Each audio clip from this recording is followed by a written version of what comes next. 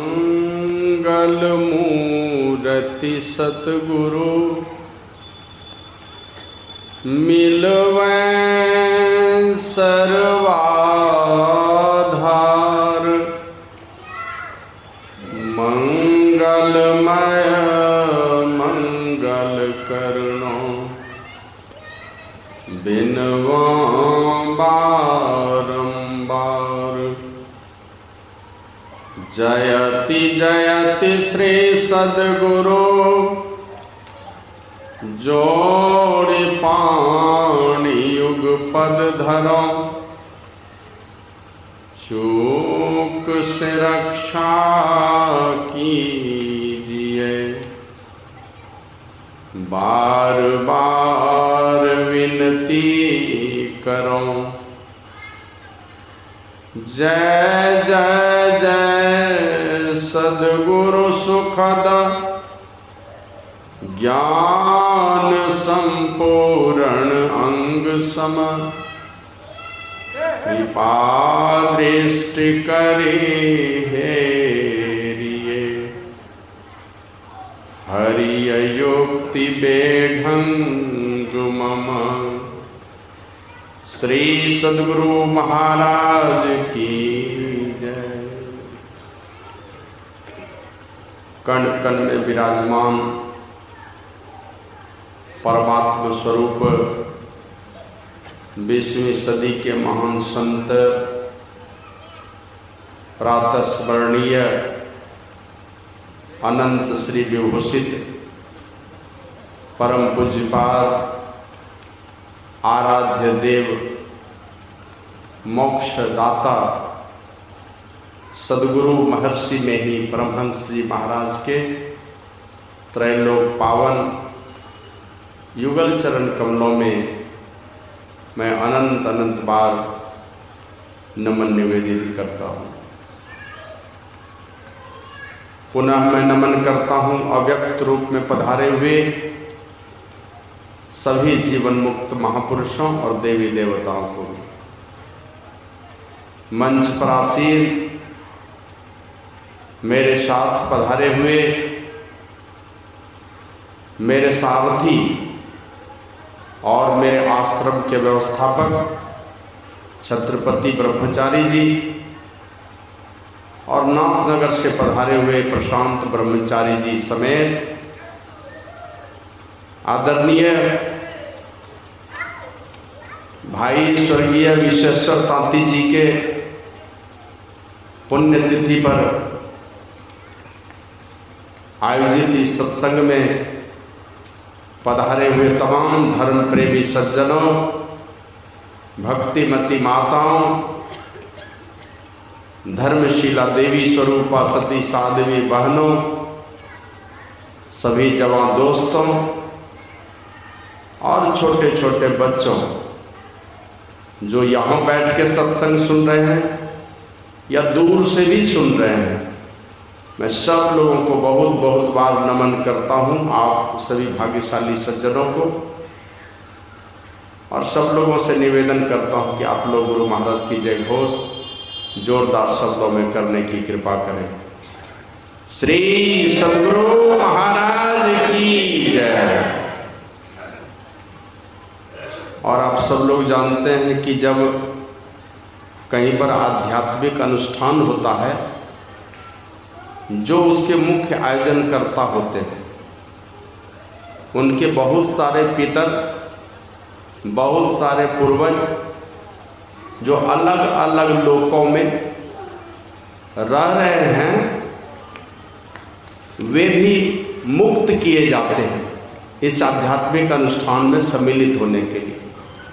अगर जम फांस में फंसा हुआ भी कोई हमारा पूर्वज है, जमराज उसे भी मुक्त कर देते हैं कि तू चला जा। तेरे खानदान में ऐसा कोई बेटा बेटी कोई भक्त ऐसा हुआ है जो तुम्हारे मुक्ति के निमित्त, अपने पूर्वजों के मुक्ति के निमित्त कुछ शुभ आयोजन कर रहा है, तो वो जम फांस में फंसे हुए जीव भी जमराज के द्वारा मुक्त किए जाते हैं। तो भाई ऐसे अवसर पर पूर्वज भी आते हैं, चाहे जिस जगह पर है, किसी दुखमय योनि में भी पड़े हैं, वे मुक्त कर दिए जाते हैं। वे दिव्य पुरुष भी इस सत्संग में आकर के उपस्थित होते हैं। मैं उन दिव्य आत्माओं को भी नमन करता हूँ जो अव्यक्त रूप में आकर के सत्संग में कहीं पर बैठकर सुन रहे होंगे। ये बच्चे लोगों को जरा कोई बाहर कर दीजिए, समझे ना, बच्चे लोगों को भेज दीजिए, घर भेज दीजिए, या एकदम हल्ला करने मत दीजिए।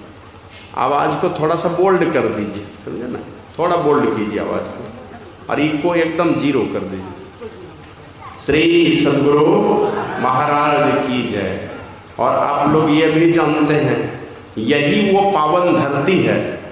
जब मैं 1989 ईस्वी में आया था ठाकुरगंज ब्लॉक, तो नमन तो हम ही को कर दिए, माल्यार्पण भी हमको कर दिए, लेकिन ये उल्टी बात हो गई। मेरे जीवन पर आदरणीय कृष्ण बाबू के बहुत बड़े एहसान हैं, बहुत बड़ी कृपा है उनकी। वीडियो साहब से झगड़ा कर कर के लेके चले जाते थे सत्संग में, और वो पुरुषोत्तम ओझा वीडियो आए थे ना, बार बार बकवास हो जाए उनसे। ये जैसे पहुंचते थे तो वो जान जाते थे कि पंजियारा जी को अब लेके चला जाएगा यहाँ से। तो अगल बगल में मुझे लगता है कम से कम 50 मासिक सत्संग में मैं गया होगा। कहाँ बभनिया, कहाँ तेतरिया, कहाँ कोलबड्डा, बघा कोल, इधर बहादुर चक, नियामत चक, इधर खापड़, कोई ऐसा गांव नहीं था जिस गांव में हमें ये लेके नहीं गए होंगे। और इसी गांव में यही बहादुर चक में सत्संग हो रहा था। एक गृहस्थ सत्संग प्रचारक जगदीश दास जी आए हुए थे, और उनकी एक कथा ने मुझे मैंने एकदम तीर के तरह चुभ गई मेरे हृदय में उनकी बात, और फिर मैं व्यग्र होकर के जाके दीक्षा ले लिया। जबकि मैं था वैष्णव, उल्टा पुल्टा खान पान नहीं था, क्योंकि पारिवारिक परिवेश ही मेरा उस प्रकार का था। भैया भाभी माँ पिता सारे लोग संत मत से दीक्षित, तो बड़ी कृपा है इनकी। और यही वो धरती है जिस धरती पर आकर आप जिस रूप में मुझे देख रहे हैं, ये तो रुंजी ने ही मुझे पैदा किया है। इसी गांव में मैं पैदा हुआ हूँ, सत्संग की दुनिया में, और सत्संग की भी ऐसी लसंग हमें लग गई, ऐसा चस्का लग गया, फिर सत्संग के बिना मुझे कुछ जीवन भर सुहाया नहीं, और आगे का भी जीवन बस आप लोगों ने देखा है कि मेरी दिशा किशोर है, सब लोग जानते हैं। तो इस धरती को भी नमन करता हूँ। सब मेरे अभिभावक समान हैं, जिनकी बहुत बहुत कृपा। और मैं तो समझता हूँ कि महात्मा तो बहुत आते हैं, आप भले उनको जानते होंगे, वे महात्मा जी आपको कुछ लोगों को जानते होंगे, अधिकांश लोगों को जानने वाला तो ठाकुरगंज प्रखंड के लोगों को मैं ही हूँ। तो ये मेरा सौभाग्य है, आपका प्रेम, आपका आशीर्वाद हमें मिला, और जिस पद पर हूँ चला जा रहा हूँ दुनिया में बहुत प्रतिष्ठा लोग देते हैं, तो सब आप लोगों की कृपा का ही परिणाम है। मैं इस धरती को नमन करता हूँ, और इस धरती पर जो भी सज्जन माता पिता भाई बंधु जो भी हैं, हमने देखा बहुत लोगों को हमारे साथ बैठ बैठ करके सत्संग किए। धीरे धीरे अब बूढ़े हो गए, मेरा भी आना जाना घट हो गया। और ये विशेषर बाबू के विषय में तो आप लोग जानते हैं, एकादशी व्रत करते थे, मैं भी करता था, साथ में ही जो खाना साथ में खाना, बहुत बार या तो इनके घर में या अपने आश्रम में, यही जहाँ सत्संग मंदिर आप लोग बनाए हो। तो मेरा सौभाग्य है, आप लोगों का दर्शन प्रसन्न होता रहता, आपका आशीर्वाद मिलता रहता है। इसी क्रम में ये अनायास ही एक दिन जैसे मास्टर साहब फ़ोन किए, अनंत बाबू, ये शंकर बाबू शायद फ़ोन किए, बोले कि आप यहाँ सत्संग कर दीजिए। हमने कहा कौन सा सत्संग? बोले विशेषर बाबू के पुण्यतिथि पर। अब जैसे बोला तो मैं आश्चर्य में पड़ गया, वो चले भी गए और मैं जान नहीं पाया। पिछले वर्ष कोई बताए ही नहीं हमको, मतलब मैं कुंभ में रह गया और किसी ने मेरे पास चर्चा नहीं की। तो ये मेरा सौभाग्य था कि चलिए पुण्यतिथि में ही मैं आया हूँ, मैं सौभाग्य मानता हूँ। बहुत कर्ज उनके थे, तो सत्संग प्रवचन करके थोड़ा कर्ज मैं भी उतारने के लिए आ गया यहाँ पर कि मैं अवश्य आऊँगा और आप लोगों के बीच हूँ। कहने की जो बातें हैं वो ये, अभी हम लोगों ने बहुत सारी बातों को रामचरितमानस के माध्यम से सुना है, उस प्रसंग को समझते भी होंगे। अपनी बात की शुरुआत मैं इस जगह से करता हूँ कि मर्यादा पुरुषोत्तम भगवान श्री राम जब 14 वर्षों के लिए वन को गए, भाई भरत यहाँ से जाते हैं लौटाने के लिए, तो पता चला पिताजी दुनिया से चल बसे। राम जी गए तब राजा दशरथ का प्राण अंत हुआ है। बाद में भरत जी जाते हैं लौटाने के लिए, सारा वृत्तांत भगवान श्री राम को पता चला। भरत जी लौट के आ गए, क्योंकि राम जी ने लाचार कर दिया उनको लौटने के लिए। बोला भाई भरत, तुम चाहते हो कि राम राज्य हो, तो चलो तुम्हारा जो प्रेम है ना, इसको मैं ठुकरा नहीं रहा हूँ, इसको मैं स्वीकार करता हूँ, लेकिन अयोध्या का अधिपति होने के नाते मैं तुझे आदेश देता हूँ कि तू 14 वर्षों तक उस राज्य की रक्षा करेगा, मेरा प्रतिनिधि बनकर के तू राम राज्य को चलाएगा। मैंने स्वीकार कर लिया, लेकिन राजा बनकर के तुम्हें ही चलाना है। तो उस स्थिति में भी भरत, जबकि प्रभुता पा करके कौन नहीं बोरा था, विभीषण को देख लीजिए, राज मिला राम को ही भूल गया। सुग्रीव को राज मिला किष्किंधा का, तो राम को ही भूल गया। वो फिर जो बाली करता था वही करने लगा सुग्रीव, जो काम रावण ने किया था वही विभीषण करने लगा। मना प्रभुता पाके दोनों बौरा गया। अब भरत जी ने दुनिया को संदेश दिया कि अयोध्या जैसे राज्य का राजा होने के बाद भी वो भगवान राम को नहीं भूला, परमात्मा को नहीं भूला, समाज को नहीं भूला, और राम की ऐसी प्रतिष्ठा रखने वाले जो नंदीग्राम में जाकर के डेरा डाल दिए 14 वर्षों तक। शत्रुघ्न जी भरत जी के सेवा में 14 वर्ष गुजार दिया, एकदम खुले आसमान में सो करके, कभी अयोध्या के राजमहल में नहीं सोए। तो ये सारी घटना तो आप लोग जानते हैं।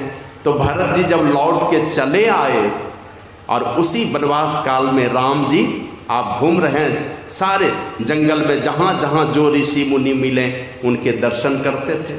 इसी क्रम में जैसे भारद्वाज जी मिले, वहाँ से भारद्वाज जी के यहाँ से आगे बढ़ते हैं तो वाल्मीकि मुनि मिले हैं, सर्वभंग ऋषि मिले हैं, अत्रि मुनि मिले हैं। इसी क्रम में उसी घनघोर जंगल में उनके आध्यात्मिक गुरु महर्षि अगस्त के दर्शन होते हैं प्रभु श्री राम को। अब प्रभु श्री राम कहते हैं, कौन ऐसे हैं जिनको माता का, पिता का, अपने जो निकट संबंधी हैं, इनके जाने का गम किनको नहीं होता। सब दुखी होते हैं। उस पर माता पिता चले जाएं, उसके बाद पता चलता है जब माता पिता नहीं रहते हैं तब उनकी कमी महसूस होती है कि दुनिया के 1000 लोग प्रेम करने वाले हों, माँ नहीं मिलती। उलट करके देखने पर भी कोई पर्व त्योहार आता है, उस माँ की याद आती है, क्योंकि पेट तो सदैव माँ के हाथ का परोसा हुआ भोजन से ही होता था। बाकी कितनों खिला देंगे, वो संतुष्टि नहीं मिलने वाले जो माँ के हाथों से परोस के खाने पर मिलता है। तो माँ की याद आती है, पिता की याद आती है। तो इसी क्रम में प्रभु श्री राम बड़े बेचैन हो गए। भाई को तो समझा करके भेज दिया और कहा कि पिता के आदेश का पालन करना पिता की कीर्ति को दुनिया में फैलाने के समान है। तो उन्हीं के आदेश के पालन में मैं वन में हूँ। फिर भी लोगों को दिखाने के लिए भले हुए नहीं रोए, लेकिन दिल तो बेचैन था उनका। पिता के जाने का गम तो जरूर था उसके हृदय में, और यही गम लेकर के महर्षि अगस्त के पास जाते हैं और महर्षि अगस्त को कहते हैं, महाराज गुरुदेव मन बड़ा बेचैन है मेरा। कहा क्यों? बोले मेरे पिताजी चले गए शरीर छोड़ करके, मैं उनका श्राद्ध भी नहीं कर सका, और मेरा मन बड़ा बेचैन है पिता के जाने के गम में। मैं बड़ा दुखी हूँ अंदर से। कोई उपाय है तो ये गम मेरा दूर हो जाए, मेरी बेचैनी कम हो जाए, बेचैनी घट जाए। आवाज थोड़ा बोल्ड करके, आवाज पतला हो गया। श्री सद्गुरु महाराज की जय। तो महर्षि अगस्त को कहते हैं प्रभु श्री राम कि मेरे दिल की बेचैनी कुछ घट जाए, मैं बहुत व्यग्र हो रहा हूँ, बहुत बेचैन हो रहा हूँ।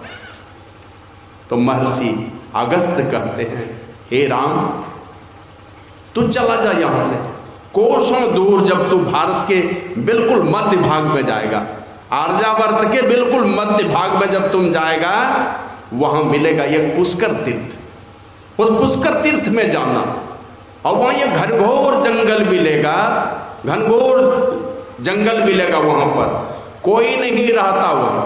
और उस घनघोर जंगल में जाओगे, एक बहुत बड़ा वन क्षेत्र मिलेगा। उस वन क्षेत्र का व्यास है 100 योजन। 100 योजन है उस वन का व्यास का। उस वन में जाना तुम, और वहां पर तुम पुकार लगाना। वहां एक बहुत लंबी आयु वाले महापुरुष मिलेंगे जिनको लोग मार्कंडे ऋषि के नाम से जानते हैं। उनके दर्शन होंगे उस पुष्कर तीर्थ में, जो भारत के बिल्कुल मध्य भाग में पड़ता है, और इतने घनघोर जंगल में है कि कोई जीव जंतु वहां नहीं रहता। अकेले वो रहते हैं। तो वहां जाएगा, 100 योजन उसका व्यास है उस जंगल का, मतलब वृत्त में बीच वाला जो हिस्सा होता है का ये है 100 योजन। उस घनघोर जंगल में जाओगे, जब तुम प्रेम से पुकारोगे तो बहुत लंबी आयु वाले, दीर्घायु हैं वो, बहुत लंबी आयु उनकी, वे मार्कंडे ऋषि के नाम से जाने जाते हैं। और कितनी लंबी आयु थी आप लोग जानते हैं ना उस मार्कंडे ऋषि के विषय में? आप लोग शायद जानते हो। जब वो मिरकंडू ऋषि का बेटा है मार्कंडे ऋषि, तो ऋषि मिरकंडू के घर पर जब उनका जन्म हुआ था ना, तो ज्योतिषी ने बताया इसकी आयु है मात्र 5.5 वर्ष, मात्र 5.5 वर्ष इसकी आयु। अब पिताजी को चिंता हो गई थी कि एक ही बेटा, और वो बेटा भी 5.5 वर्ष ही आयु लेके आया है, तो अपनी पत्नी को नहीं बताया कि तुम्हारा जो बेटा है ये 5.5 वर्ष ही जिंदा रहेगा, ये बताया नहीं उसको। और दोनों ने विचार किया पति पत्नी मिल करके, जब भी कोई ऋषि मुनि आए अपने बच्चे को प्रणाम करवाना है तो उस बच्चे को प्रणाम करवा दे। और थोड़े दिनों तक आदत डाल दिए बच्चे को ना, अगर ये आदत पकड़ लिया तब फिर सिखाने की आवश्यकता नहीं होगी। आप देखते हैं ना सिंहासन पर अगर तस्वीर सजी है, हमने 1-2 बच्चे को देखा है रोज प्रणाम करता, वहां जाके बीच में कभी ऐसा कीजिए तस्वीर को हटा दीजिए तो जाके कुर्सी के सामने माथा टेक लेगा, ऊपर नहीं देखेगा कि गुरु महाराज है कि नहीं है, क्योंकि उनको आदत लगी हुई है रोज दिन प्रणाम करने की। तो उस बालक को आदत लगा दिया माँ बाप ने कि कोई भी ऋषि मुनि आए तो उनको माथा टेक के प्रणाम करना। तो थोड़े दिन तक आदत लगाया, और जब वो बालक चलने फिरने लगा तब तो उसके ये संस्कार हो गए, अब बार बार वो ऋषि मुनियों को साधु संतों को प्रणाम करने लगा। और एक दिन ऐसा हुआ 5 वर्ष 5 महीना 25 दिन गुजर गया, शेष कितने बचे? मात्र 5 दिन उसकी आयु बची है। और उस दिन आ गए सप्त ऋषि उनके द्वार में, मिरकंडू ऋषि के द्वार में सप्त ऋषि पधारे, 7 ज्ञानी महापुरुष उनके द्वार पर पधारे। तो इनकी तो आदत थी सबको प्रणाम करने की, उस बच्चे ने 7 को प्रणाम कर लिया। अब जैसे प्रणाम किया तो 7 ऋषि एक स्वर में बोलते हैं दीर्घायु भव, मन समझते हैं बहुत लंबी आयु वाला बन जाओ तुम। अब बहुत लंबी आयु हो, उसमें लिखा हुआ है कि 5 बरस की 10 बरस, बहुत मतलब जिसका अंत ही नहीं है, दे दिया आशीर्वाद। उसी में से एक ऋषि कहते महाराज हम लोगों से तो बहुत बड़ी गलती हो गई। क्या गलती हुई? तो बोला इसकी भाग्य रेखा तो बता रही है मात्र 5 ही दिन आयु बची है इसकी, और हम लोग सब दे दिया आशीर्वाद बहुत लंबी आयु वाला होने का, है ना।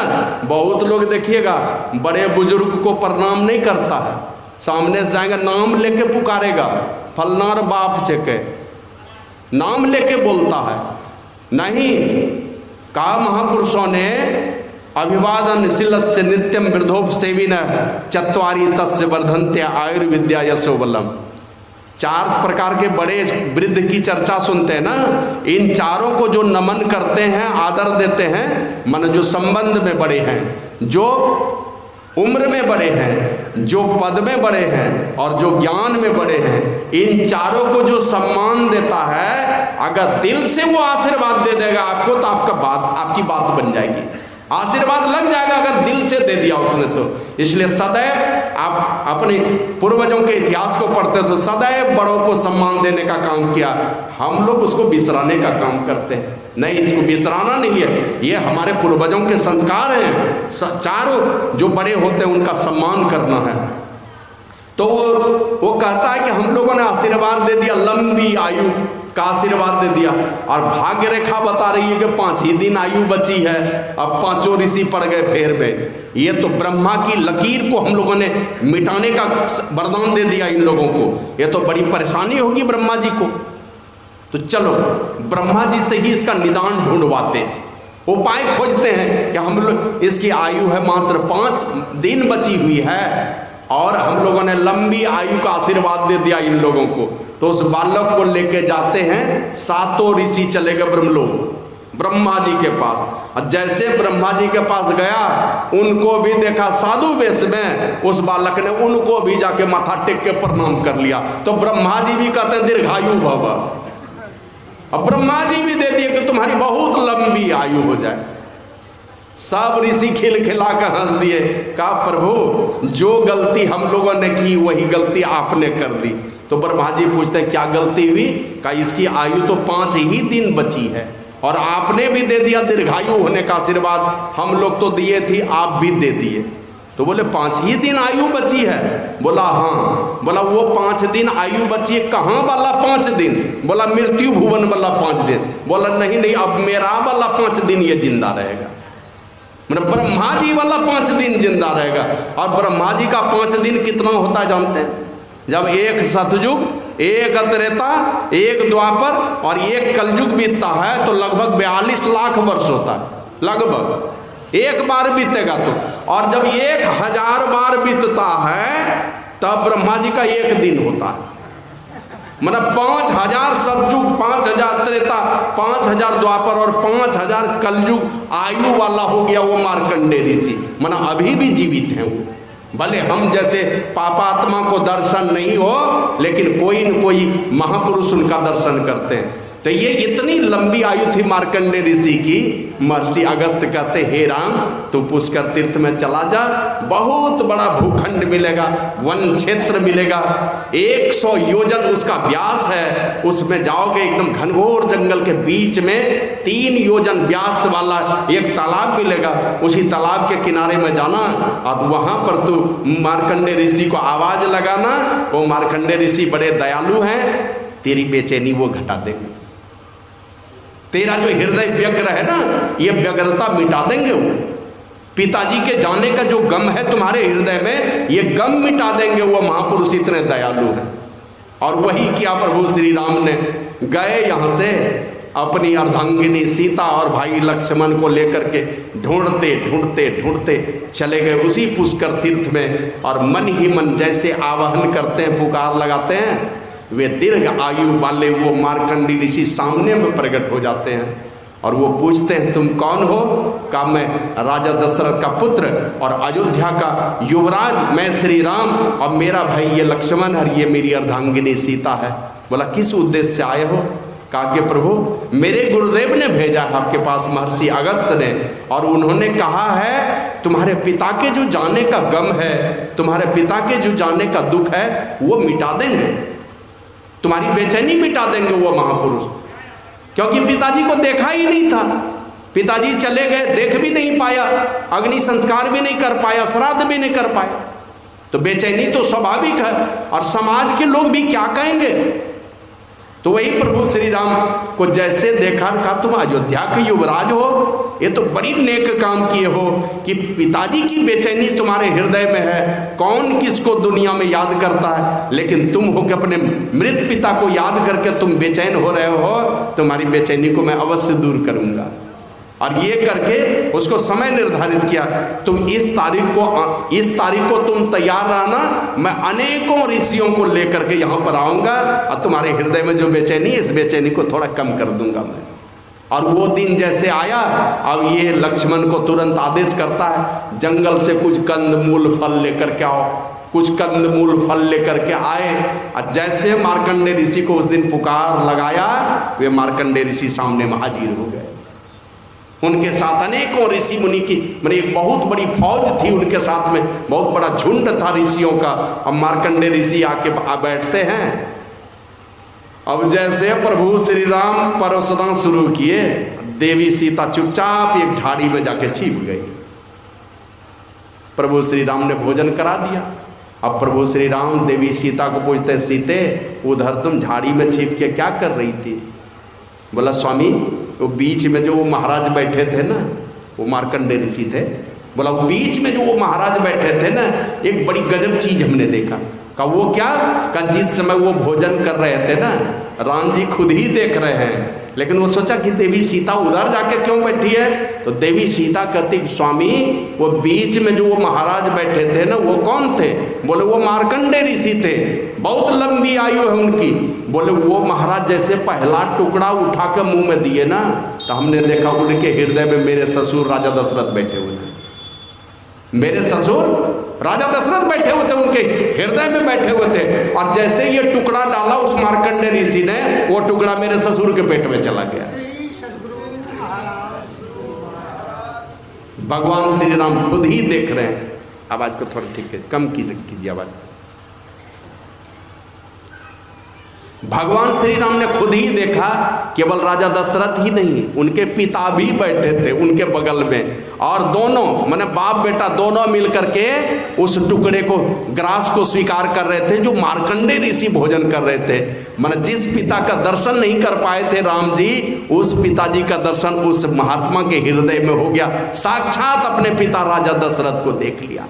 इसलिए ये बेचैनी, कोई भी चले जाते हैं लोग तो देखते हैं समाज में, कोई भी अपने लोग हैं उस पर कोई सज्जन पुरुष जाते हैं, सुजन विचार वाले लोग जाते हैं, अच्छे विचार वाले लोग जाते हैं, तो दुनिया के लोगों को तो गम देके ही जाते हैं। तो बहुत ही ये नेकी का काम है कि पुण्यतिथि पर याद करना, सत्संग का आयोजन कराना, ये बड़ा ही नेकी का काम हुआ है। और इसी क्रम में हम लोगों ने जो पाठ करके सुनाया, अच्छे लोग जाते जरूर हैं। एक आदमी से पूछा कि बहुत लोगों को देखते हैं कि दिन रात जो उल्टे पुल्टे कर्म करते हैं उसकी बहुत लंबी आयु होती है, और जो बढ़िया कर्म करने वाले होते हैं उसकी आयु बहुत कम होती है। कहा नहीं नहीं, ऐसा नहीं होता, कभी भी बुरे कर्म करने वाले की लंबी आयु नहीं हो सकती है। जब भी लंबी आयु होती है तो अच्छे कर्म करने वाले की होती है। बोला सो कैसे? बोला अगर बुरा कर्म करता हुआ आदमी 100 बरस जी लिया, 100 वर्ष के बाद उसको कोई याद करने वाला नहीं रह जाता है, और अच्छे आदमी 50 वर्ष ही 40 वर्ष ही रह के गया, हजारों लाखों वर्ष तक दुनिया याद करती रहती है। आयु किनकी लंबी हो गई? तो सदैव अच्छे कर्म करने वालों की लंबी आयु होती है, हजारों वर्षों तक, लाखों वर्षों तक लोग याद करेंगे। उसी प्रकार मैं तो यही समझता हूँ, जिस पवित्र दिन में शरीर छोड़ करके गए हैं ना, जब जब ये माघी पूर्णिमा का दिन आएगा, विशेषर बाबू जरूर याद किए जाएंगे, कोई भूल नहीं पाएगा, क्योंकि ऐसे दिन में ही शरीर छोड़ करके गए हैं, और कहीं न कहीं कोई शुभ संकेत दे करके गए हैं। वो अच्छे दिन में शरीर छोड़ करके जाना, अच्छे दिन में जन्म लेना, या अच्छे दिन में शरीर छोड़ करके जाना, कहीं न कहीं ये शुभ संकेत दे करके जाता है। वही भगवान श्री राम यही प्रसंग विभीषण के माध्यम से दुनिया के लोगों को सुनाए हैं कि विभीषण एक तरफ जाके खड़ा है, देखा रावण को देख लिया, अधीर हुआ, और अधीर होने का कारण भी था, हजारों घोड़े जिसमें जुड़े हैं वो रथ है रावण के पास, अनेकों घोड़े उस रथ में हैं, उस पर रावण सवार है, अस्त्र शस्त्र से सुसज्जित है, और जितने असुर थे न, सारे के सारे लोग तपस्या कर करके रोज नित्य नवीन अस्त्र शस्त्र का अनुसंधान करते रहते थे, नए नए अस्त्र शस्त्र खोज के निकालते थे। अब वो अधीर होकर के भागे भागे प्रभु श्री राम के पास आते हैं, और आकर के कहते हैं प्रभु, एक तरफ मेरा भाई जिनके पास कितनी फौज है कहा नहीं जा सकता, मैंने सारे देवी देवता जिसके द्वार पर झाड़ू बहाड़ू लगाने का काम करते हैं, पानी भरने का काम करते हैं, इतनी असंख्य सेनाएं लेकर के, और आप एक तरफ हैं। इनके पास में क्या था जानते हैं? जो धनुष है उसका क्या नाम था? श्री सद्गुरु महाराज की जय। उस धनुष का क्या नाम था? उसका नाम था सारंग। भगवान श्री राम के हाथ में उसको कोदंड भी कहा जाता है, और ऐसे सारंग भी नाम है उसका। और इसी कारण विष्णु, ये भगवान श्री राम को सारंग पानी कहा गया। पानी में सारंग है, माने धनुष का नाम ये सारंग है। और वो सारंग धनुष किस चीज का बना हुआ था जानते हैं? श्री सद्गुरु महाराज की जय। आप लोग जानते हैं सारे देवी देवता जब असुरों से परेशान हो गए, सब भागे तपस्या करने के लिए, कंदराओं में छिप गए सारे देवी देवता, और अपना अस्त्र शस्त्र दधीची मुनि को दे दिया कि हम लोग जब आएंगे तपस्या करके तब ये सब अस्त्र शस्त्र लौटा दीजिएगा। तो दधीची ऋषि क्या किए जानते हैं? सोचे इतना सारा अस्त्र शस्त्र कहाँ छिपा के रखेंगे, पेट में रख लिया।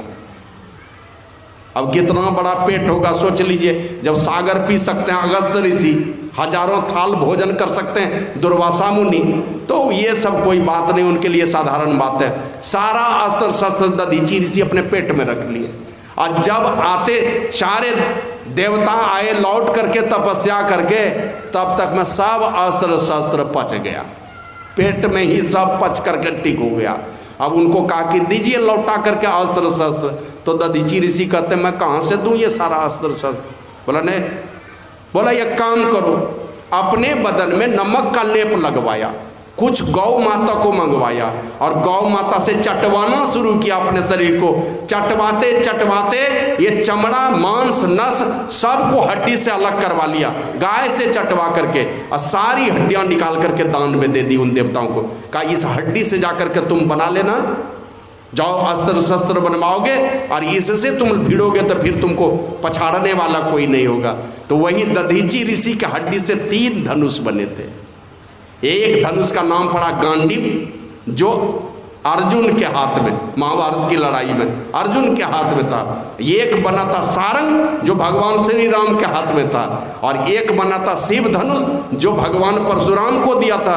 और भगवान परशुराम ने वही धनुष जनकपुर में छोड़ा था, क्योंकि ढोने में बड़ी भारी लगता था, तो जनकपुर में छोड़ दिया, जो सीता स्वयंवर में राम जी ने उसको भंग किया था और सीता को पत्नी रूप में स्वीकार किया था। तो वही सारंग है भगवान श्री राम के हाथ में, कोदंड है उनके हाथ में। तो विभीषण जिस दृष्टि से देखेगा वही तो जानेगा उनके विषय, उसकी शक्ति का क्या पता है उसको। घर में देखते हैं ना, दादा पोता का गप देखें, उंगली पकड़ करके चलते हुए, एकदम लगेगा दोनों दोस्त है। और जब वो बच्चा बड़ा हो जाता है तब पता चलता है ये तो मेरे बाप का भी बाप है। नादानी में नहीं पता चलता है। रामचरितमानस में है, मुकुर मलिन अरु नयन बिहुना, राम रूप देखई किमी दीना।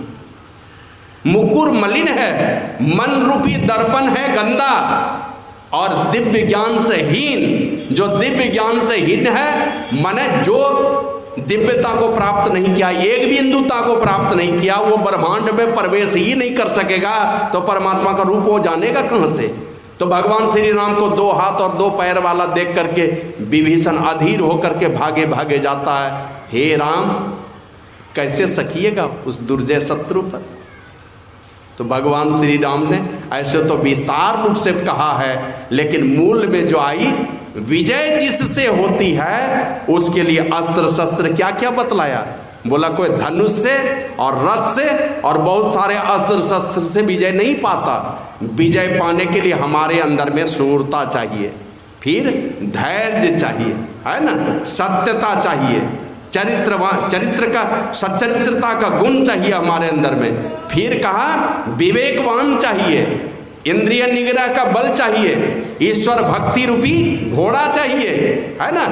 तो ये सारे गुण बतलाए हैं, और ये सारे गुणों की चर्चा अलग अलग ढंग से किया कि इस संसार में आना हुआ है हम लोगों का, जिस रथ पर चढ़ करके, जिस रथ पर सवार होकर के ये संसार रूपी शत्रु को भी लोग जीत ले।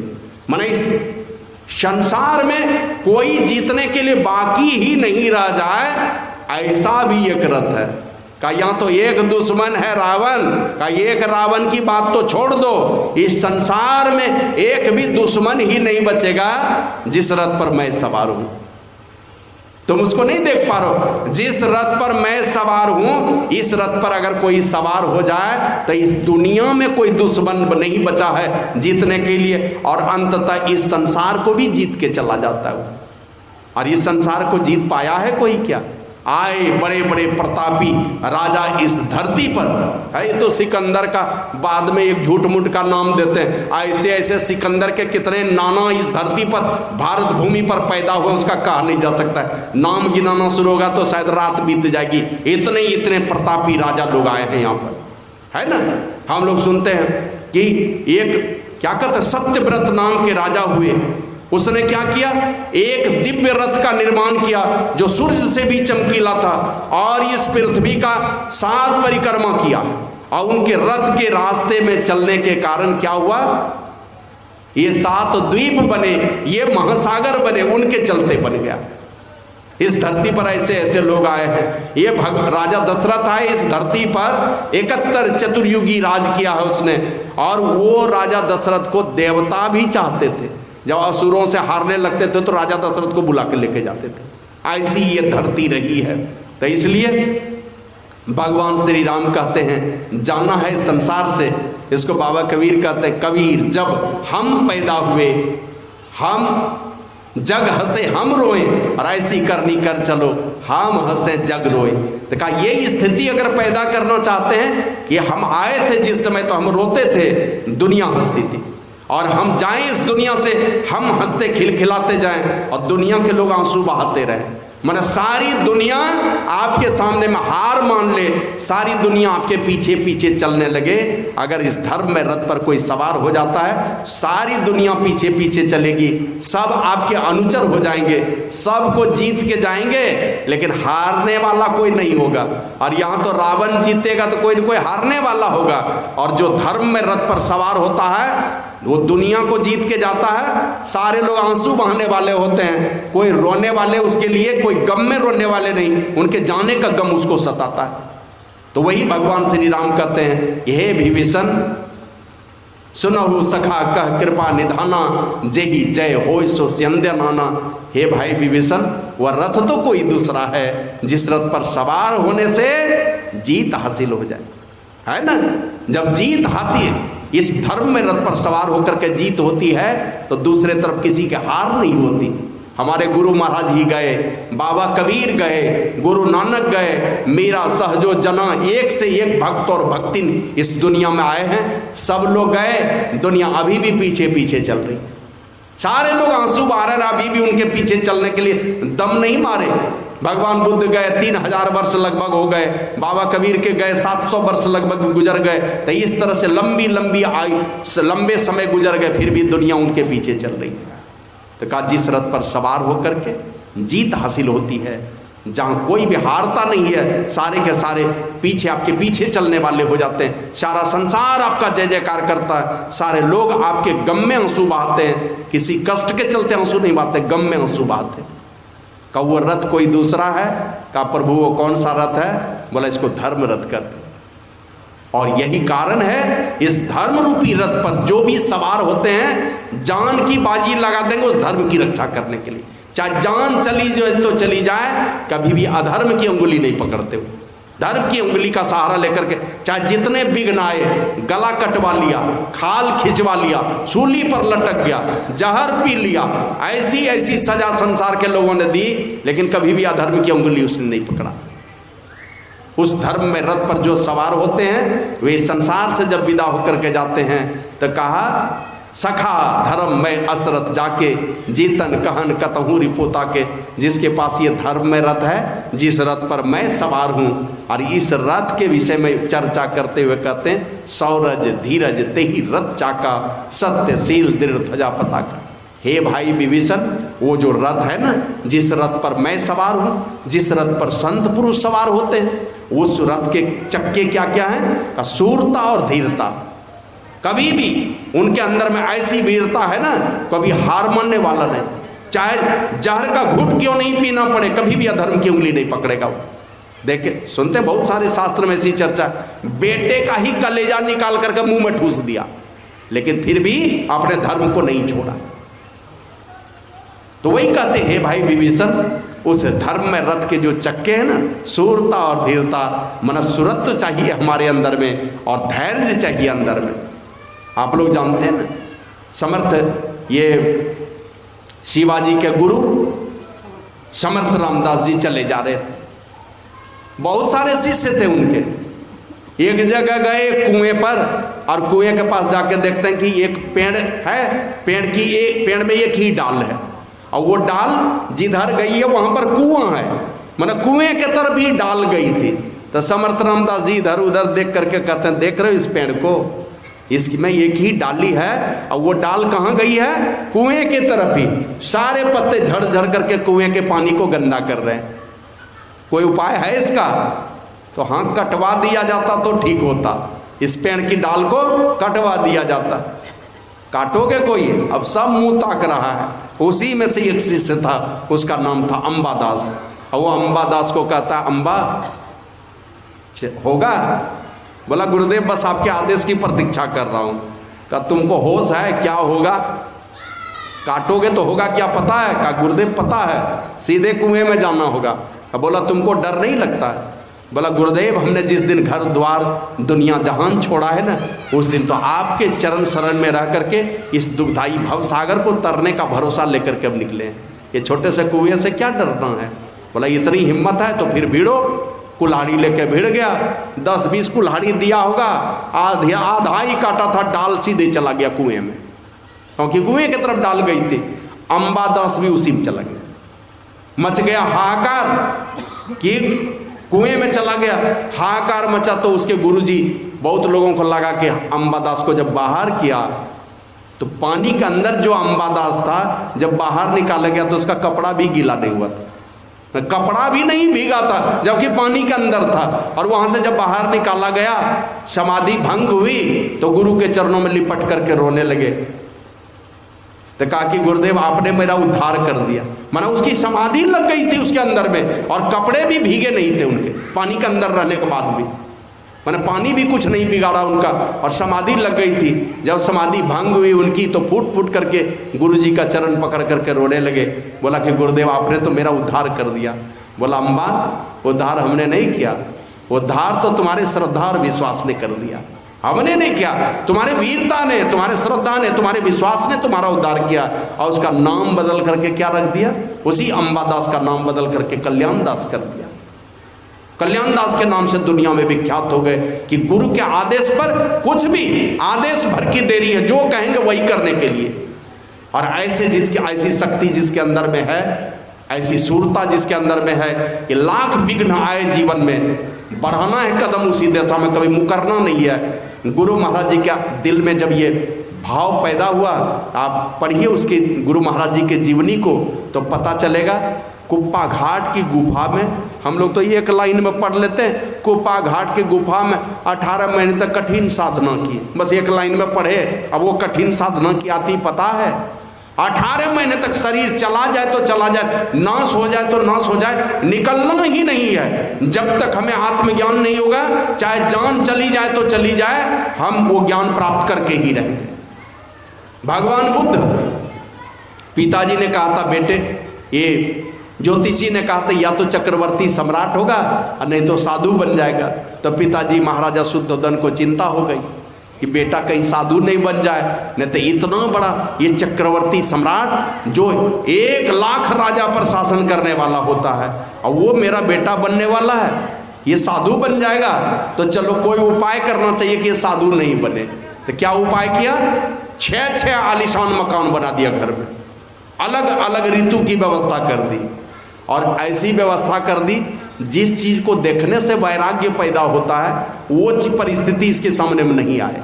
तो क्या क्या किया, कोई बूढ़ा आदमी नहीं मिलना चाहिए, कोई रोगी आदमी नहीं मिलना चाहिए, और कोई मरा हुआ आदमी नहीं मिलना चाहिए। और जिसको जाना है, जिस पंछी को उड़ना उसको रोकने वाला है कौन। ये जीवन का झरना जैसे दोनों सिरे से टकराते, यह जीवन क्या है, निर्जर है, गति ही उसका पानी है, सुख दुख के दोनों तीरों से चल रहा राह मनमानी है। तो मनमाने डगर पर स्वच्छंद आकाश में उड़ने के लिए जो आया है इस संसार में, उसको कौन रोक सकता है, कौन रोकेगा पानी को। थोड़ी देर रोकेंगे दूसरा रास्ता ढूंढ लेगा वो। तो उसी प्रकार भगवान बुद्ध ने देख लिया किसी बूढ़े आदमी को, तो अपने सारथी छंदक से पूछा ये कौन है। बोला ये बूढ़ा है। एक आदमी पेट दर्द से छटपट कर रहा था, बोला ये कौन है। बोला ये बीमार है। बोला आदमी बीमार भी होता है, आदमी बूढ़ा भी होता है। बोला महाराज आप भी बूढ़े होंगे और आप भी बीमार होंगे। देखा राम नाम सत्य करते हुए जा रहा है। बोला ये कौन। बोला ये आदमी मर गया है। तो उसने देखा नहीं था। वो गौतम बुद्ध कहता है आदमी मरता भी है। बोला हाँ महाराज आप भी मर जाएंगे, आपको भी जाना पड़ेगा इस दुनिया से। और हुआ ऐसा, 6 ऋतु की व्यवस्था की गई थी, अलग अलग मकान बना दिया था पिताजी ने। जिस ऋतु का आनंद लेने का मन हो, जाड़ा का टाइम है, अगर वर्षा का आनंद लेना है तो इस महल में घुस जाओ। वर्षा के दिन में अगर ग्रीष्म ऋतु का आनंद लेना है तो इस महल में घुस जाओ। ऐसी व्यवस्था कर दी थी। लेकिन एक दिन ऐसा हुआ, वही बेटा जब राहुल का जन्म हुआ, और लड़की कौन सी थी पता है, अभी देखते हैं मिस यूनिवर्स, मिस वर्ल्ड चुनी जाती है ना, वो विश्व सुंदरी थी यशोधरा। उस बेटी, उस लड़की से ब्याह कराया था अपने बेटा का महाराजा शुद्धोधन ने। और रात को जब वो संतान हुआ, रात को उस खुशी में बेटा जो हुआ था ना, उस खुशी में बहुत बड़ा भोज भंडारा का आयोजन किया, नाच गान का व्यवस्था किया गया। और रात में सारी नचनियाँ लोग नाच नाच करके दारू पी के नाची थी, बेसुध होकर के गिरी पड़ी थी। भगवान बुद्ध ने देख लिया, निकला बाहर, छंदक को कहा रथ निकालो, और वहाँ से निकलते हैं बाहर और बैठे रात को जाने लगे। थोड़ी दूर गए हैं, जब अपनी सीमा को पार कर रहे हैं, आप बिहार की सीमा में आए तो छंदक को के सामने में ही म्यान से तलवार निकाला, अपने सारे बाल को काट लिया। पहले ब्यूटी पार्लर में सजाया जाता था, राजकुमार के जैसा था ना, सब बाल को तलवार से काट दिया, कान के कुंडल को तलवार से काट के फेंक दिया, जो भी जेवर जेवरात उनके शरीर पर थे। और उसको कहा छंदक को कि तुम रथ लेकर के लौट जाओ। तो बोला कि क्यों, कहाँ जा रहे हो? तो बोला कि नहीं, मैं नहीं रहूँगा इस घर में, इस राजमहल में तो आग लगी है। तो बोला मैं तो देख रहा हूँ कहीं आग नहीं लगी है। बोला आप तो बाहर रहते हैं, मैं रहता हूँ घर के अंदर आग लगी है। और निकले वहाँ से। तो बोला मैं जैसे राम जी गए तो सीता को खोज के लाए, मैं शांति स्वरूप शांति को प्राप्त किए बिना मैं लौटने वाला नहीं हूँ। और गए तो क्या किया, जान जाए तो जाए। और देख लिया तो उसने कि 551वें जन्म में मुक्ति मिली है उनको।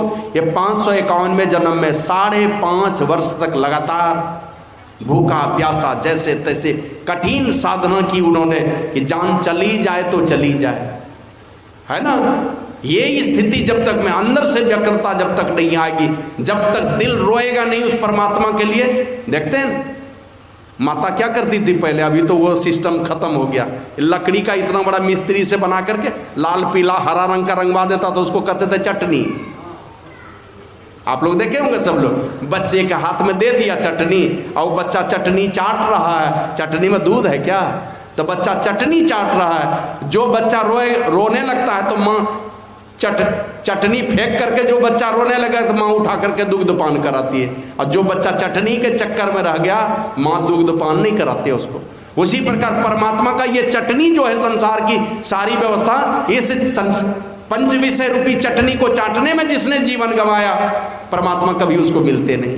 और जिसने इस चटनी को फेंक दिया हाथ से और बैठा है परमात्मा के द्वार पर कि हम आपके द्वार को छोड़ करके कहीं जाने वाला नहीं है, तो अंतिम में वज्र कपाट परमात्मा खोल देते हैं उसके लिए, चलो अब मेरे महल में। नहीं तो ये रे अंधकार मंडल में संसार के चटनी को चाटने में जीवन गुजर जाता है। तो वही भगवान बुद्ध गए और 5.5 वर्षों तक कठिन तपस्या करके और अंत तक उस आत्मज्ञान को प्राप्त किया। और कहा ऐ मेरी मौत हमने देख लिया है, ऐ इस शरीर को बनाने वाले हमने तुमको देख लिया है, और उस कारण को ही हमने मिटा दिया। इस शरीर का तू निर्माण नहीं कर सकता, ये शरीर का निर्माण करने का सामर्थ्य ही नहीं रहा तुम्हारे पास, हमने उसको मिटा चुका है। तृष्णा की नदी को पार कर गया मैं, चाहत की अग्नि, चाहत की सीमा रेखा को हमने पार कर लिया, इसलिए तू इस शरीर को अब नहीं बना सकता। तो हमारे अंदर में शूरता चाहिए, माने संसार के नश्वर चीज़ों से निकाल करके, चाहे जो भी परेशानियां आए, हमें अपने रास्ते से भटकना नहीं है। और जरूरत पड़ा था पढ़ के देखिए, महर्षि वाल्मीकि की कथा हम लोग पढ़ते हैं। पैदा हुआ मेहतर परिवार में, काम क्या किया, नारद बाबा ने थोड़ी कृपा कर दी कि आप जान जाए तो जाए, बैठे तपस्या करने तो शरीर में दीमक का ढेर लग गया, पूरे शरीर में दीमक लग गया उनके शरीर में। अंततः उनको आत्मज्ञान हुआ। अभी देख लीजिए, उल्टा नाम जपत जग जाना वाल्मीकि भय ब्रह्म, परमात्मा हो गए वो। तो ये अवस्था आई। संत रविदास पूरा जीवन गुजार दिया, जिनकी आज जयंती है, उनका पूरा जीवन पढ़ करके देखिए तो पता चलेगा, जूता सीना स्वीकार किया, बस इसी को पूजा बनाया, अपने कर्म को पूजा बनाया, और पूजा बना करके नियमित रूप से परमात्मा के चिंतन में रहा, परमात्मा के भजन में पूरा जीवन गवा दिया। और अंत में कहा उन्होंने, जाति भी ओछी कर्म भी ओछा, ओछा खसब हमार, नीच ते प्रभु ऊंच कियो है कह रहे दास चमार। एकदम गौरव से कहते थे मैं चमार जाति का हूँ, है ना। अभी किसी को कह देंगे तो बड़ा बुरा लग जाएगा उनको, लेकिन वो खुद कहते हैं कि मैं ठारा चमार जाति का, मेरी जाति और कर्म सब नीचा है, लेकिन एकमात्र परमात्मा की भक्ति ने दुनिया में उनको महान बना दिया। और ये महानता आई कि काशी के पंडित भी उनका चरण धो करके पीने लगे। महर्षि वाल्मीकि के विषय में, महर्षि वेद व्यास के विषय में, जो मछुआरनी का बेटा और ईरान में गए, सारे विद्वानों की सभा हुई, ईरान में हुआ था, और उस सभा में गए सारे विद्वानों की बोलती बंद कर दी और अपने पुरुषार्थ का लोहा मनवाया उन्होंने, है ना, अपने काबिलियत का लोहा मनवा दिया और दुनिया ने उनको गुरु रूप में स्वीकार किया। जो मछुआरीन का बेटा है, जिसके शरीर से मछली की गंध आती थी, उस क्या कहते हैं मत्स्य गंधा का बेटा महर्षि वेदव्यास, और दुनिया में ऐसे महापुरुष हुए कि वो महर्षि वेदव्यास और महर्षि वाल्मीकि को छोड़ के कोई भी कथा कहने वाला, सत्संग सुनाने वाला और महापुरुष को छोड़ सकता, लेकिन इन दोनों को छोड़ नहीं पाएगा। ऐसे महापुरुष इस दुनिया में हुए, तो इसलिए उस परमात्मा की भक्ति ने उसको महानता के शिखर पर पहुंचाया। तो हमारे अंदर में सूरता चाहिए, चाहे जो भी परमात्मा ने परिस्थिति दी है, लाख विघ्न जीवन में आए, गुरु का द्वार नहीं छोड़ना है। जैसा जैसा कहा, धन्य स्वद्विज निज धर्म न टरई, वे द्विज धन्य है जो अपने धर्म से नहीं टलता है। तो सूरता चाहिए हमारे अंदर में, और उसके साथ ही साथ हमारे अंदर में चाहिए धैर्य, है ना। विकट से विकट परिस्थिति में उबना नहीं है, चाहे जो भी परिस्थिति आएगी, अगर सुख के दिन नहीं रहते तो दुख के दिन भी नहीं रहेंगे। और गुरु महाराज यही कहे थे कोरका में कि हमारे जीवन में जो परेशानियां थी, देखते हैं अभी तस्वीर बिहार और झारखंड के, ये हनुमान जी हैं हमारे गुरु महाराज। बिहार झारखंड के साक्षात बजरंग बली है, हर घर में मिल जाएगा, किसी न किसी रूप में महर्षि में ही को लोग जान रहे हैं, ऐसे महापुरुष हो गए। और ये गुरु महाराज कहे थे इसी कोरका में ग्राम में, जब राजेंद्र रामदास के ने कहा कि हुजूर आप ये कैसी बात बोल दिए कि मेरा इस गांव में आना अंतिम समझो। तो गुरुदेव अगर ऐसी बात है कि आप नहीं आएंगे मेरे गांव में, तो हम लोगों को आशीर्वाद दे के जाइए कि हमारा जीवन सफल हो जाए, इसी जन्म में हमारी भक्ति पूरी हो जाए। तो गुरु महाराज उस समय कुछ नहीं बोले, लेकिन मंच पर गए थे, यही कहा था गुरु महाराज ने। ये संभवतः 1982 ईस्वी की बात है, और यही कहे राजेंद्र रामदास को, जो गुरु महाराज के गुरु भाई हुए ना, दीनदयाल रामदास गुरु महाराज के गुरु भाई थे, उन्हें दीनदयाल बाबू का बेटा था राजेंद्र रामदास। तो वो राजेंद्र रामदास कहते हैं कि हुजूर तो आशीर्वाद देते जाइए। तो मंच पर जब गए तब गुरु महाराज बोले, यार हमारे जीवन को देखो, क्या दिखाया। यही कहा था गुरु महाराज ने, धन से, है ना, धन से भला होता है लोगों का, विद्या से भला होता है लोगों का, प्रतिष्ठा से भला होता है लोगों का, है ना। धन से, अपने बल से, प्रतिष्ठा से और विद्या से हमारा भला होता है, लेकिन उतना भला नहीं होता जितना भला हम चाहते हैं। कभी कभी शरीर रहते धन चला जाता है, शरीर रहते प्रतिष्ठा चली जाती है, शरीर रहते बुद्धि भ्रष्ट हो जाती है, पागल हो जाता है आदमी, है ना, ऐसा होता है। सारा चीज है, शरीर रहते वो बुद्धि चली गई, भ्रष्ट हो गई, शरीर रहते प्रतिष्ठा चली गई, शरीर रहते शरीर की ताकत चली गई, सारे चीज चले जाते हैं। तो इन चारों चीज़ों से लोगों का भला होता है, लेकिन उतना भला नहीं होता जितना भला होना चाहिए। ये शरीर रहते हुए ये सारे चीज़ का नाश हो जाता है, ऐसी अवस्था आती है। इसलिए परमात्मा की भक्ति करो, इसी से भला होगा, परमात्मा की भक्ति से भला होगा। जितना भला तुम चाहते हो उतना भला होगा, मतलब बुरा का कहीं नामो निशान तुम्हारे जीवन में नहीं मिलेगा। और यही उन्होंने आईना दिखाया दुनिया के लोगों को कि एक ज़माना था जब मेरे पास कपड़े नहीं थे, आधी धोती पहन के घूमता था, नहाने की इच्छा होती थी तो किसी सरोवर में जाता था और नहा करके वो आधी धोती सूखने देता था। कहा आधी धोती फट गई, अब आधी धोती बची है, उस आधी धोती को सूखने देता था और एकांत में नंगे बैठा रहता था। विश्वास होगा कि नहीं को? ये गुरु महाराज लाखों के गुरुदेव, लाखों के गुरु होने का जिनको मैंने ये सौभाग्य मिला है, जिनका लोग ध्यान करते हैं, ऐसे महापुरुष कहते हैं कि मैं नंगे बैठा रहता था, आधी धोती धूप में दे देता था सूखने और गाछ के आड़ में नंगे बैठा रहता था और आधी धोती सूखती थी तब पहन के निकलता था। का ये सारे दुख के दिन लद गए, अब मेरे पास इतने कपड़े हैं कि रोज कपड़े बदलूं तो कपड़े नहीं खत्म होने वाले। दान का थान, बंडल का बंडल कपड़ा लोग दान करते थे। बोले एक समय था जब पानी पीने के लिए मिट्टी के बर्तन नहीं थे, और आज मेरे पास वो दुख के दिन लद गए, अब वो सुख के दिन मेरे जीवन में आए कि मेरे पास पानी पीने के लिए और भोजन करने के लिए सोने का पात्र है। एक भी घर नहीं थे मेरे पास, लेकिन अभी इतना घर है कि रोज घर बदलूं तो ये घर नहीं खत्म होने वाला। मैंने सब सत्संगी का घर उनका अपना घर हो गया, कोई भी अपना घर द्वार खाली कर देगा कि गुरुदेव आप ही रह लीजिए इसमें, है कि नहीं। यहाँ जो सत्संगी लोग हैं, अगर गुरु महाराज ही आकर के आपके घर में चले जाएं कि हम आप ही के घर में रहेंगे, कहीं नहीं जाएंगे, क्या कहिएगा? और गुरुदेव जब तक रहना हम चलते हैं भीख मांग के खा लेंगे, है ना। यही स्थिति आई। कहा हमने जीवन में 2 ही काम किया। जब उम्र थी हमारी तो विद्या अध्ययन किया, और जब विद्या अध्ययन का उम्र नहीं रहा छोड़ दिया तो हमने सत्संग और ध्यान किया। यही 2 काम किया।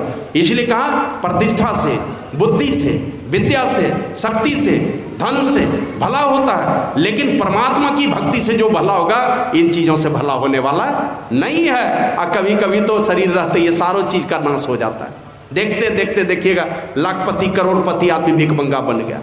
यही स्थिति भी आती है जीवन में। इसलिए हमारे जीवन में धैर्य चाहिए। लाख विकट से विकट परिस्थिति आए, घबराना नहीं है उनसे, क्योंकि सुख के दिन अगर नहीं रहे तो दुख के दिन भी नहीं रहेंगे हमारे जीवन में। और धैर्य के विषय में बापूजी बाबा का मंत्र जानते नहीं, तो छोटा सा है, वो भी ये नहीं, बहुत विशालता को अपने आप में समाहित किए हुए है। ये छोटा सा 2 शब्द का मंत्र है। जिस रास्ते पर चलिए अगर इसको याद कीजिएगा तो फिर कभी धोखा नहीं खाइएगा। और इसी विषय में पूज्य साईं स्वामी जी महाराज कहते थे कि एक आदमी गया रास्ते में, नारद बाबा जा रहे थे, तो वो कहता है कि भाई हम तो अंडी के गाछ के नीचे बैठ के ध्यान करते हैं, भगवान कब दर्शन देंगे, पूछ लीजिएगा जरा विष्णु भगवान से, उन्हीं का ध्यान करते हैं। बोले ठीक है पूछ लेंगे। बाद में एक आदमी मिले, वो बोले कि हम भी एक पेड़ के नीचे बैठ के तपस्या करते हैं, विष्णु भगवान कब दर्शन देंगे जरा पूछ लीजिएगा ना। बोले ठीक है पूछ लूँगा। गए विष्णु लोक को, और नारद बाबा पूछते हैं कि 2 भक्त मिले थे, वो पूछें कि कितने दिन में आप दर्शन दीजिएगा, आप ही का ध्यान करता है वो। तो बोला जिस पेड़ के नीचे बैठ के तपस्या करता है ना, उस पेड़ में जितने पत्ते हैं उतने वर्षों के बाद।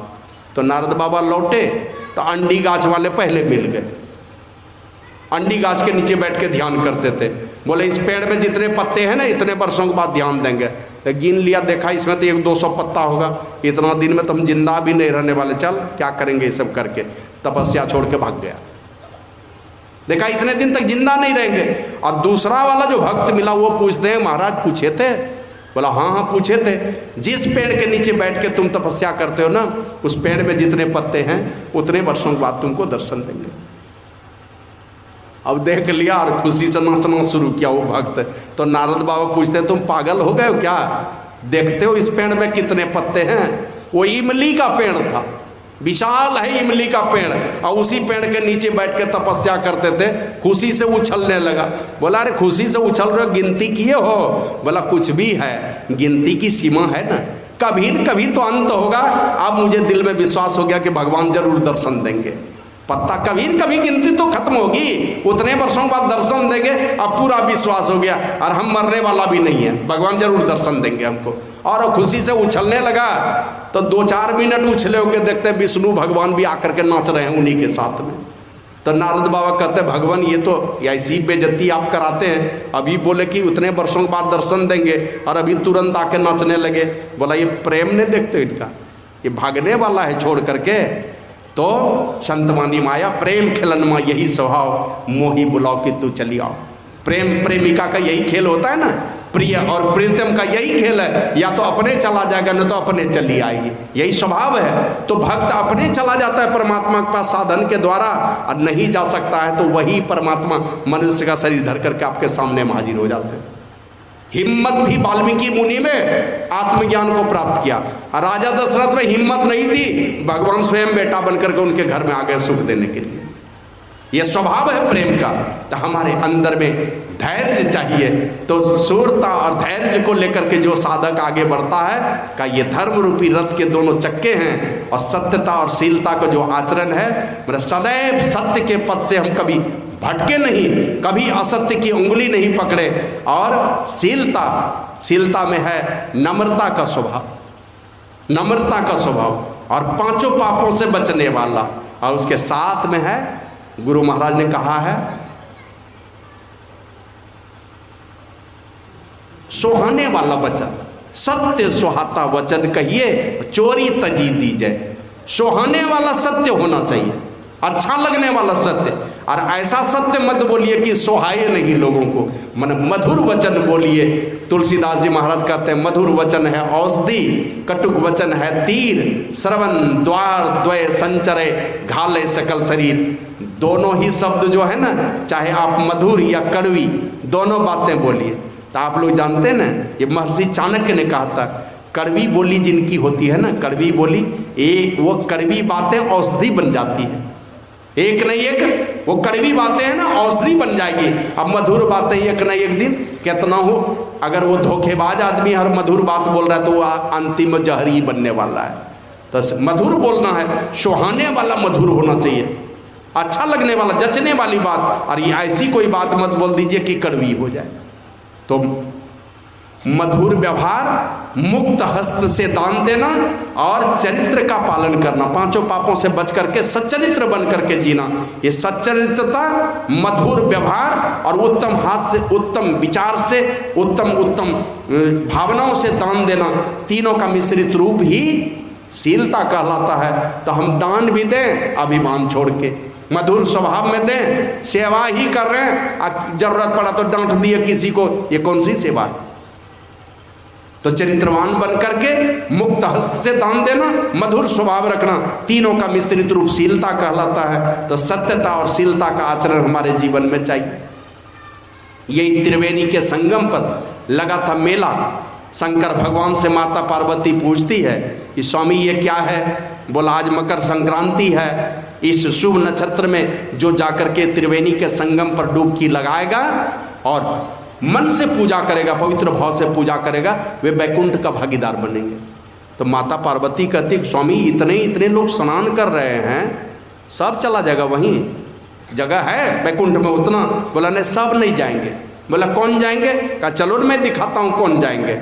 अब शंकर भगवान और बुढ़ा का वेश बना लिए, कुष्ठी का वेश बना लिए। अब माता पार्वती को कहा तुम अपने को और खूबसूरत बना लो, युवती बना लो। तो माता पार्वती ने अपने को युवती बना लिया। दोनों चले गए मेले में। माता पार्वती बैठी है, शंकर भगवान उन्हीं के जांग पर माथा रख करके लेट गए और हाथ पैर में कुष्ठ का वेश बनाया है। माता पार्वती पंखा झेल रही है। अब जो उधर से त्रिवेणी में डुबकी लगा के आए संगम पर, देखे उनको, पूछते थे ये कौन है? तो ये मेरे पति हैं। अरे पागल हो गई है कि बूढ़े पति के चक्कर में पड़ी है? मैं कुछ से कुछ बोल करके जाए इधर से। अब भगवान बोले ना तो भीतर मंद मंद मुस्कुरा रहे हैं कि देख लो कितना पुण्यात्मा है, त्रिवेणी के संगम में डुबकी लगाया और स्वभाव देख लो पराई नारी के प्रति क्या है। सारे लोग चले गए और दोनों यही देख रहे हैं कि एक भी बढ़िया विचार वाला मिला नहीं। शाम का समय दो भाई उधर से आया और दोनों भाई कहा भैया चलिए ना हम लोग भी त्रिवेणी संगम में, अरे ठंड लग रही है लेकिन तो भी चलिए डुबकी लगा लेते हैं। दोनों भाई गया और उधर से जैसे निकला है भीगे कपड़े में, निकला जैसे तो नजर पड़ता वही दोनों के ऊपर। तो दोनों भाई पूछता है कि ये कौन है तुम्हारे? तो बोला ये मेरे पति हैं। और देखा कि कुष्ठ है और वो पंखा झेल रही है माता पार्वती, ये तो पहचान नहीं रहा था। तो वही कहा ये कौन है तुम्हारे? बोला मेरे पति हैं। अब इतना कहना था कि दोनों भाई उन्हीं के चरणों में गिर गए। वो माता पार्वती जो थी बिना पहचाने वो उनके चरण में गिर के दोनों भाई कहता है धन्य हो मेरी बहन, तुम्हारे जैसे पतिव्रता नारी के चलते ही ये धरती टिकी हुई है, नहीं तो कब को रसातल में चली जाती। इतना कहना था कि शंकर भगवान और माता पार्वती दोनों अपने रूप में सामने खड़े हो जाते हैं और दोनों भाई उनके सामने में ही। और ऐसा हुआ कि उनका समय भी पूरा हो गया था दोनों भाई का। दोनों भाई की वहीं पर मृत्यु होती है। बोला और चाहो उम्र तो तुम ले लो। कहा भगवान आपका दर्शन हो गया, मुझे क्या चाहिए? और दोनों भाई कहा ये पार्वती यही दोनों भाई है बैकुंठ का भागीदार, बाकी कोई नहीं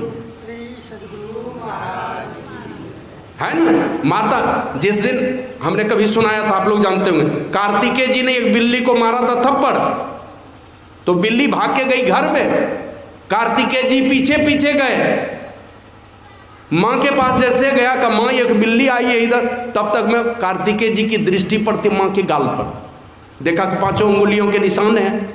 बोला माँ ये 5 उंगलियों के निशान तुम्हारे गाल पर? बोला तुमने आज एक बिल्ली को थप्पड़ मारा है ना? बोला हाँ थप्पड़ तो मारा है।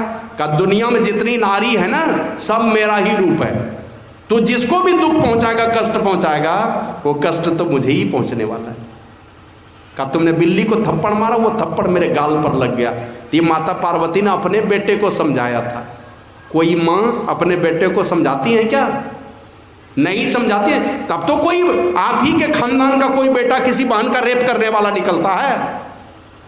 माता पार्वती ने बेटे को समझाया, दुनिया वालों को नहीं समझाया, दुनिया को भी समझाया है।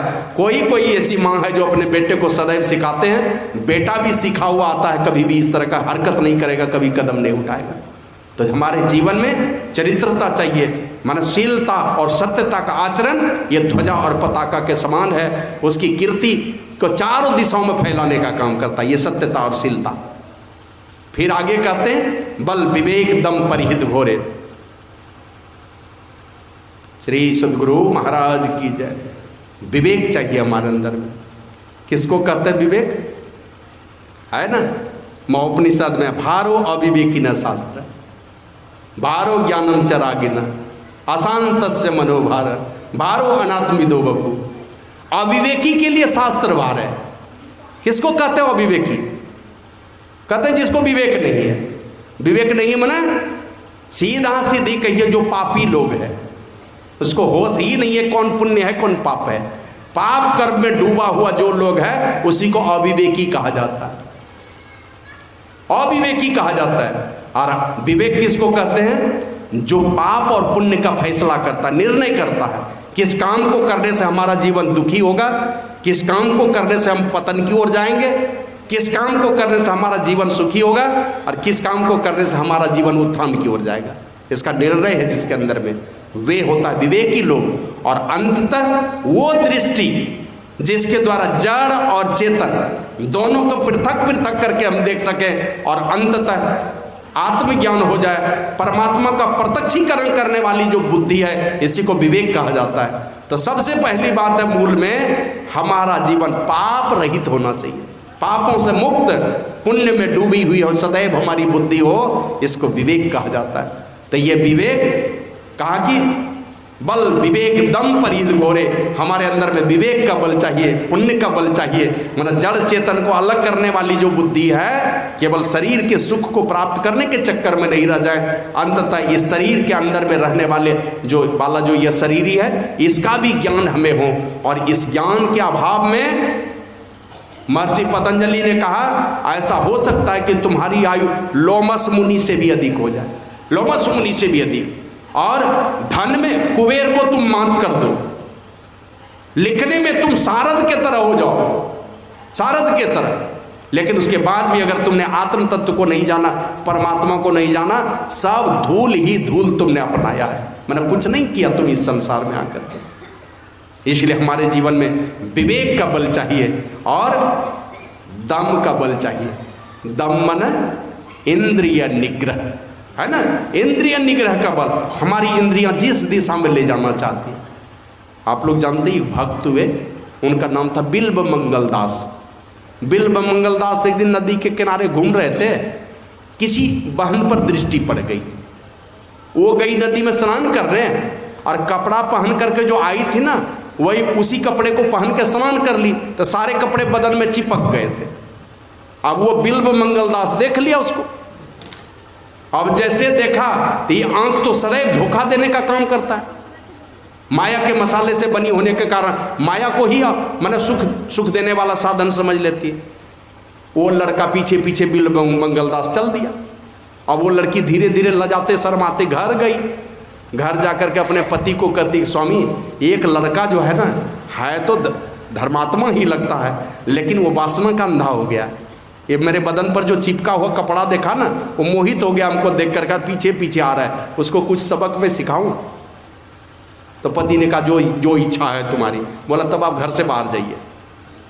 कपड़ा पहन के निकली और उस लड़के को कहती कि जी ऐसा करो, मेरे पति अभी घर में ही हैं, तो तुम फलाने दिन आना मेरे पास। समय दे दिया। वो समय पा करके वो लड़का आ गया। कामंद व्यक्ति, उसको लाज शर्म लगता ही नहीं है। वासना का जो अंधा होता है उसको दिन रात कहीं नहीं सूझता है। कौवे को देखते हैं ना, उल्लू को दिन में नहीं सूझता, कौवे को रात में नहीं सूझता। और वासना का अंधा, काम का अंधा जो होता है उसको दिन रात नहीं सूझता। चला गया उसी के घर पर। और उसके पहले उस लड़की ने क्या किया? खा लिया जुलाब। समझते हैं जुलाब? श्री सद्गुरु महाराज की जय। जुलाब खा लिया, मतलब उससे बहुत पैखाना होने लगता, लगातार पैखाना होने लगता। और 25-50 बार उसको पखाना हुआ उस लड़की को, जाके घर में एक पात्र में वो उसी में शौच करे और ढक्कन से ढक दे। अब जिस लड़की को 50 बार शौच हुआ उसका ये रूप देखने लायक रहेगा क्या? वो तो बदसूरत हो गई, मुंह से बोली नहीं निकलने लगी। बाद में वो लड़का आया है तो धीरे से आवाज देते, आओ मैं तुम्हारा ही इंतजार कर रही हूँ। वो लड़का जैसे निकट गया तो उसका रूप देख के डर गया, क्योंकि चेहरे की चमक ही खत्म हो गई थी। बोला अरे क्यों डर रहे हो तुम मुझे देख करके? हमने अपनी सारी खूबसूरती उस हंडी में भर करके रख दिया है, उस पात्र में हमने रख दिया, हमारी सारी खूबसूरती उसके अंदर में। और जैसे जाके उस पात्र का ढक्कन हटाता है, वो तो शौच से भरा हुआ था, बदबू आ रही थी, नाक बंद करके भागा वहाँ से। अब वो लड़का मन ही मन सोचता है कहाँ हम चक्कर में पड़ गए। जैसे उस लड़की ने कहा कि अपनी खूबसूरती को हमने उसी पात्र में बंद कर दिया है, कहा कि हमने 50 बार शौच हुआ होगा, सारा शौच उसी के अंदर है, उसी के चलते हमारी खूबसूरती चली गई। उस लड़के को होश हो गया, इस आंख ने क्या करवा दिया है ना। देख कर कहा ना एक भक्त ने, देख कर मत भूलो, कैसे कहावत है कि वर्क सोने का लगा है गोबर की मिठाई पर, माने देख कर मत भूलो इसको। ये खूबसूरती जो बाहर में दिख रही है, इस चमड़ी को हटा दीजिए तो भीतर में कैसा रहेगा? खाली चमड़ी को हटा दीजिए, मांस, मेद, मज्जा, अस्थि, वीर्य, रक्त, रस, यही सारे, और अंतिम में पखाना का फैक्ट्री है। बोला इसी गंदगी के ढेर पर हम मोहित हो गए। वो लड़का निकला बाहर और सुई से अपने दोनों आंख को फोड़ लिया।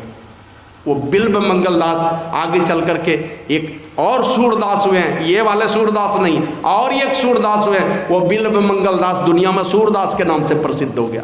अपने से अपनी दोनों आंखें फोड़ ली थी उन्होंने।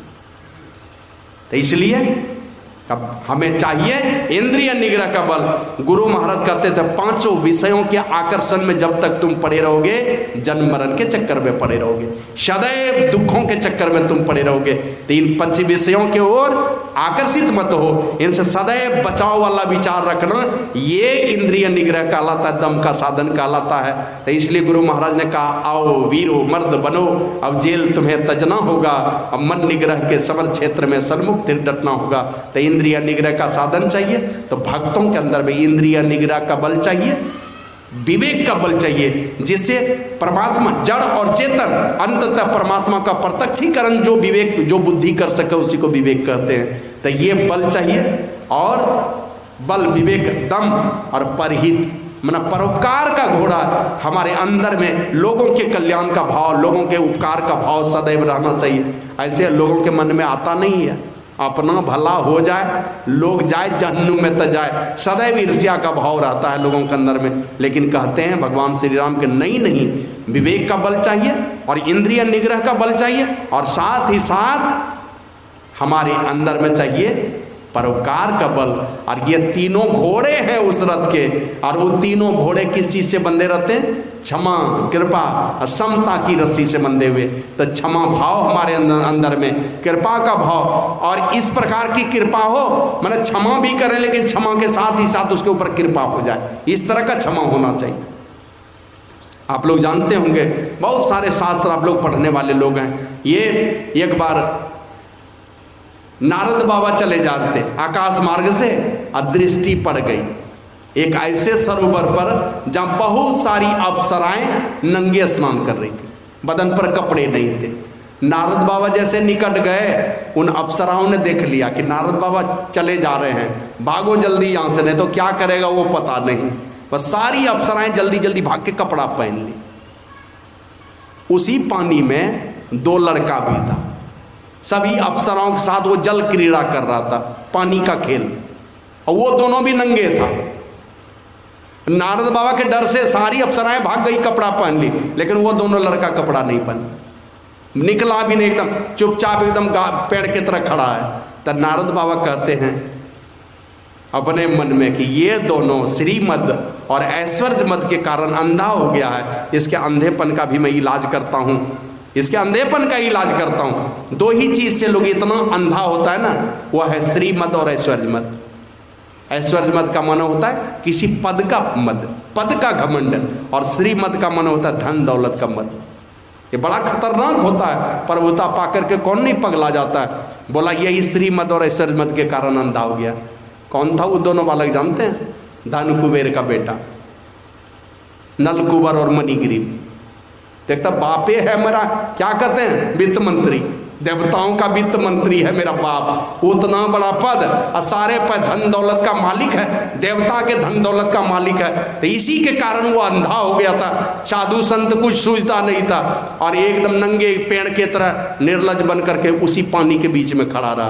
तो नारद बाबा कहते हैं ये दोनों श्रीमद और ऐश्वर्य मद के कारण अंधा हो गया, हम इसके अंधेपन का तुरंत अभी ऑपरेशन कर देते हैं, इलाज कर देते हैं। और क्या इलाज किया जानते हैं? दोनों को साफ दे दिया।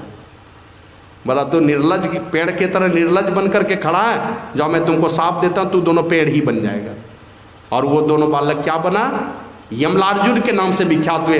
2 पेड़, अर्जुन का पेड़ बन करके पैदा हुआ कहाँ? नंद राजा के द्वार पर जाकर के पैदा हो गया और हजारों वर्षों तक पड़ा रहा पेड़ के रूप में। तो वही प्रार्थना करने लगा, महाराज कब मेरा उद्धार होगा? बोला जिस दिन कृष्ण भगवान का अवतार होगा। अब अवतार लेंगे तब तो वही नंद बाबा के घर पर जब ये क्या करते हैं, देवकी ने अपने बेटे को भेजा नंद राजा के घर पर कंस से बचाने के लिए, अपने बेटे को वही नंद राजा के घर पर भेजा। तो वहीं पर उसके द्वार पर यमलार्जुन के नाम से 2 पेड़ अर्जुन का वहीं खड़ा था। कृष्ण भगवान तो सारी लीला जान रहे हैं, माता जसोदा ने जैसे उखल में बांधा, उसी पेड़ दोनों के बीच से कृष्ण भगवान किसी तरह माने धीरे धीरे पांव रखते हुए पार हुए। अब पीछे जो कमर में उखल बांध दिया था, क्या हुआ? उखल फंस गया दोनों पेड़ में। आज थोड़ी ताकत लगा के कृष्ण भगवान ने उस उखल को जो ही खींचा, दोनों पेड़ धराशायी हो गया, दोनों पेड़ गिरे। उसी दोनों पेड़ से 2 दिव्य आत्मा निकलती है। अब दोनों भगवान कृष्ण को प्रणाम करके वही कहते हैं कि भगवान धन्य हो वो महाराज, देवर्षि नारद दिया था मुझे साप, हमने जघन्य अपराध किया था, लेकिन उनका साप भी हम दोनों के लिए आशीर्वाद बन गया। क्षमा तो किया ही किया, कृपा भी हो गई उसके साथ में कि भगवान का दर्शन करा दिया, नहीं तो कब आपका दर्शन होने वाला था।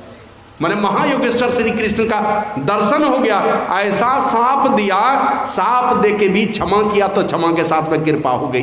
तो क्षमा और कृपा से, क्षमा कृपा और समता की रस्सी से ये घोड़े बंधे हुए रहते हैं। तो हमारा भी जीवन, सुबह के सत्संग में मैं चर्चा करूँगी समत्व साधन के विषय में, फिर आगे और भी बहुत सारी बातें कहे और कहते कहते का ईश भजन सारथी सुजाना।